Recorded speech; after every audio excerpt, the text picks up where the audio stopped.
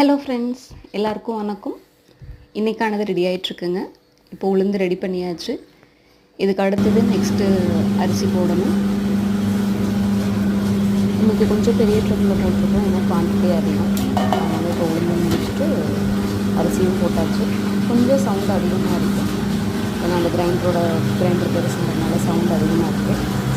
நம்ம எந்த பிஸ்னஸ் பண்ணாலும் ஓகே, நல்ல குவாலிட்டியாக ரெடி பண்ணோம் அப்படின்னா அதுக்கான ரீச் ஸ்லோவாக இருந்தாலும் கண்டிப்பாக நமக்கான ரெகக்னிஷன் கிடைக்கும்.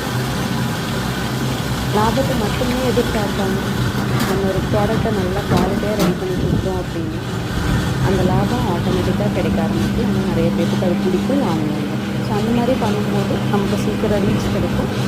நம்மளும் நல்லதான ஒரு விஷயத்தை மற்றவங்களுக்கு கொடுக்குறோம் அப்படிங்கிற ஒரு சாட்டிஸ்ஃபேக்ஷன் கிடைக்கும். ஸோ அந்த பேசிஸில் தான் தீக்ஷனில் டெய்லியும் மாவு ரெடி பண்ணுறோம். இதில் ப்ரிசர்வேட்டிவ்ஸோ சோடா அதில் எதுவுமே ஆட் பண்ணுறது கிடையாது. ஏன்னா சோடா கொஞ்சமாக போட்டாலுமே அதை ரெகுலராக யூஸ் பண்ணும்போது அதுக்கான கெமிக்கல் ரியாக்ஷன் நம்ம உடம்புல நடந்துட்டு தான் இருக்கும்.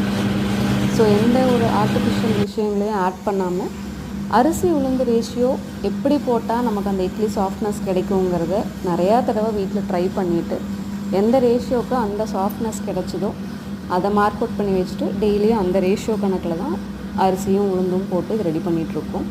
எனக்கே ரொம்ப ஆச்சரியமாக இருந்துச்சு, இவ்வளோ சாஃப்டாக இட்லி வருதா அப்படிங்கிறது. நீங்களும் ட்ரை பண்ணி பாருங்கள்.